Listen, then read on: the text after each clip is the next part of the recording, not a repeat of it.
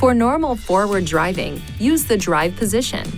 However, there may be driving situations where you wish to shift manually. To select this mode, move your shift lever to this position. The position indicator and the transmission will automatically choose a range closest to your vehicle's current speed. Shift to a lower or higher gear by pulling back or pushing forward on the shift lever. Pulling or pushing the shift lever repeatedly will allow you to downshift or upshift through the gear ranges in succession.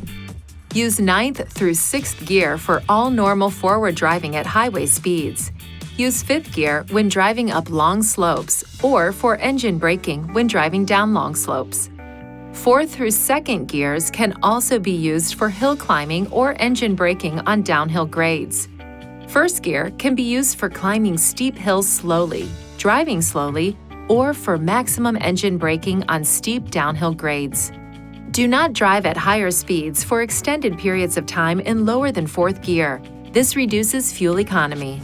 To return to normal driving mode, move the shift lever back to the drive position.